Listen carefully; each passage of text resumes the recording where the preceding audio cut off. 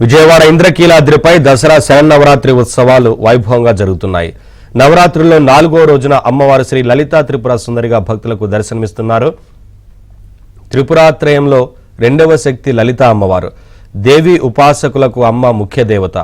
త్రిగుణాతీతమైన కామేశ్వర స్వరూపము. పంచదాజాక్షరి మహామంత్ర అధిష్టావ దేవతగా లలితా త్రిపుర సుందరి దేవిని ఆరాధిస్తారు.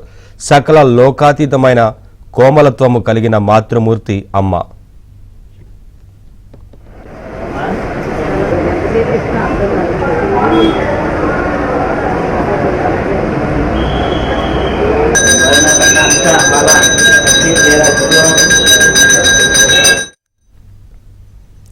చెరుకుగడ, విల్లు, పాశంకుశాలను ధరించిన రూపంలో కుడివైపున లక్ష్మీదేవి, ఎడమవైపున సరస్వతీదేవి సేవలు చేస్తుండగా లలితాదేవి భక్తులను అనుగ్రహిస్తోంది. అమ్మ శ్రీవిద్య స్వరూపిణి, సృష్టి, స్థితి, సంహార రూపిణి. కుంకుమతో నిత్య పూజలు చేసే సువాసినులకు తల్లి మాంగళ్య సౌభాగ్యాన్ని ప్రసాదిస్తుంది. ఇంద్రకీలాద్రి నుంచి అప్డేట్స్ మా కరెస్పాండెంట్ లీలా అందిస్తారు. Leela, over to you. Thank you Naveen. ఇంద్రకీలాద్రిపై దసరా శరన్నవరాత్రి మహోత్సవాలు 4వ రోజుకి చేరుకున్నాయి. ఈ రోజు అమ్మవారు లలితా త్రిపుర సుందరి దేవిగా భక్తులకు దర్శనమిస్తున్నారు. కొంగు బంగారంగా కొలిచేటటువంటి దుర్గమ్మను దర్శించుకునేందుకు భక్తులు తండోపతండాలుగా ఆలయానికి రావడం అయితే జరుగుతుంది. విద్యార్థులకి కూడా సెలవులు ఇవ్వడంతో రాష్ట్ర వ్యాప్తంగా రాష్ట్ర నలుమూలల నుండి కూడా భక్తులు రావడం అయితే జరుగుతుంది. ఇటు కర్ణాటక, తర్వాత మనకి ఒరిస్సా, బెంగళూరు, మహారాష్ట్ర, వివిధ రాష్ట్రాల నుంచి కూడా భక్తులు ఆలయానికి తరలి వస్తున్నారు. ఆ దుర్గమ్మని నవరాత్రుల్లో ఒక్క రోజైనా దర్శించుకొని ఆ తల్లిని తనివి తీర కళ్ళతో చూడాలని భక్తులు రావడం అయితే జరుగుతుంది. ఉదయం 4 గంటల నుంచి కూడా దర్శన భాగ్యాన్ని కల్పిస్తున్నారు.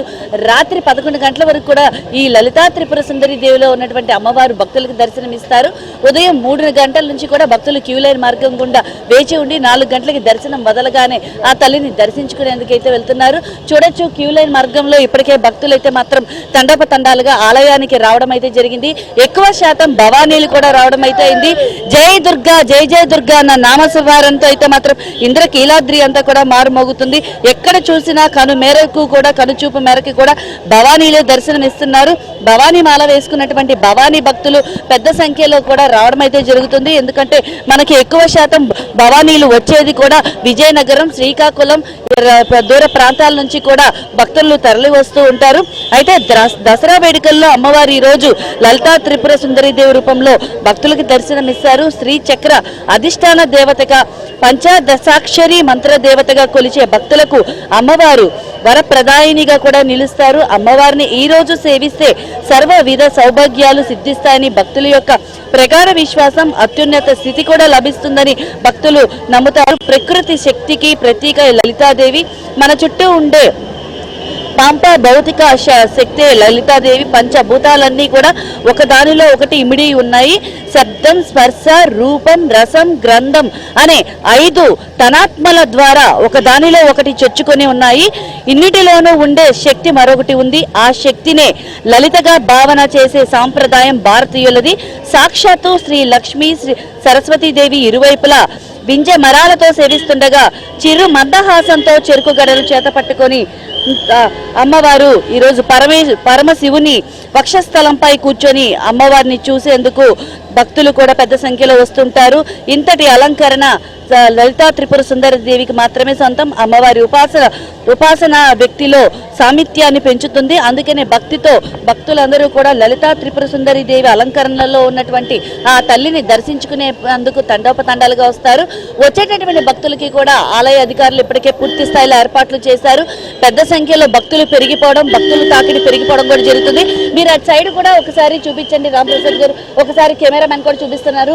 చూడొచ్చు, అంటే మొత్తం ఓవరాల్ గా ఇటు భవానీపురం నుంచి వచ్చేటటువంటి భక్తులు, అటు మనకి విద్యాధరంపురం 4 స్తంభాల రోడ్డు నుంచి వచ్చేటటువంటి భక్తులందరూ కూడా పెద్ద సంఖ్యలో క్యూ లైన్లు ఏర్పాటు చేశారు. వాళ్ళందరినీ కూడా తీసుకువచ్చి మెయిన్ ఎంట్రన్స్ లో కలిపే విధంగా కూడా వీటికి ఒక లైన్ లింకప్ చేశారు. చూడొచ్చు భక్తులు ఏ రకంగా ఈ రోజు రద్దీ పెరిగిందనేది కూడా మనకి బాగా అర్థమవుతుంది. గడిచిన 2 రోజులుగా కూడా ఆలయంలో రద్దీ విపరీతంగా పెరిగింది. భక్తుల తాకిడి కూడా పెరిగింది. విద్యార్థులకు సెలవులు ఇవ్వడంతో రాష్ట్ర వ్యాప్తంగా కూడా ఉన్నటువంటి భక్తులందరూ కూడా అమ్మను దర్శించుకునే అందుకైతే వస్తున్నారు. అమ్మ 9 రోజుల్లో 9 అలంకారాలలో భక్తులకి దర్శనం ఇస్తారు. ఒక్క రోజైనా తల్లి దర్శన భాగ్యం దొరుకుతుందన్న ఇదితో భక్తులందరూ కూడా రావడం అయితే జరుగుతుంది. మినిమం వాళ్ళకి దర్శనం పూర్తి అవ్వడానికి కూడా ఒక్కొక్కరికి 2 గంటల నుంచి 3 గంటల వ్యవధి వరకు కూడా సమయం పడుతుంది. ఈ నేపథ్యంలో భక్తులందరూ కూడా వచ్చి అమ్మవారిని దర్శించుకునేందుకు అయితే రావడం అయితే జరుగుతుంది. అయితే వచ్చేటటువంటి భక్తులకి ఇటు రైల్వే స్టేషన్ నుంచి కానీ బస్ స్టాండ్ నుంచి కానీ ప్రత్యేకమైనటువంటి బస్సులను కూడా ఏర్పాటు చేశారు. పున్నమి ఘాట్ దగ్గర కూడా ప్రత్యేకమైనటువంటి బస్సులను ఏర్పాటు చేయడం అయితే జరిగింది. పోలీస్ యంత్రాంగం కూడా చూడొచ్చు. ఓవరాల్ గా మనం ఘాట్ రోడ్ దగ్గర ఉన్నటువంటి ఇక్కడ మనం చూడొచ్చు. పోలీసు కూడా ఏ రకంగా వచ్చేటటువంటి భక్తులందరినీ కూడా లైన్లో పంపించడం, క్రమబద్ధంలో పంపించడం, ప్రోటోకాల్ వెహికల్స్ ని నియంత్రించడం, ఎక్కడికక్కడ కూడా వచ్చి సామాన్య భక్తులకి పెద్దపీఠం వేసే దిశగా సామాన్య భక్తులే దర్శనం చేసుకోవాలి, విఐపీలు ప్రోటోకాల్ తగ్గించే దిశగా కూడా అడుగులు వేశారు. అలాగే ప్రత్యేకమైనటువంటి ఒక యాప్ ద్వారా కూడా భక్తులకి దర్శన సౌకర్యాన్ని కల్పిస్తున్నారు. ఆ యాప్ ని స్కాన్ చేస్తే వచ్చేటటువంటి విఐపీలకి రద్దీని తగ్గించే దృష్ట్యా కూడా ఈ యాప్ ని అయితే మాత్రం అందుబాటులోకి తీసుకొచ్చారు.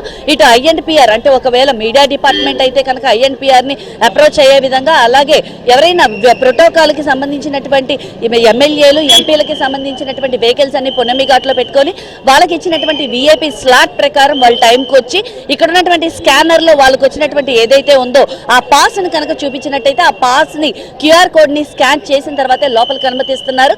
ఈ విధంగా ఈ ఏడాది అయితే మాత్రం వినూత్నంగా అయితే మాత్రం సిపిఐ అయితే మాత్రం ఇలాంటి చర్యలు తీసుకున్నారు. Naveen, thank you Leela, thanks for the updates. బులెటిన్లో బ్రేక్ తీసుకుందాం, అప్డేట్స్ కంటిన్యూ అవుతాయి. Stay with I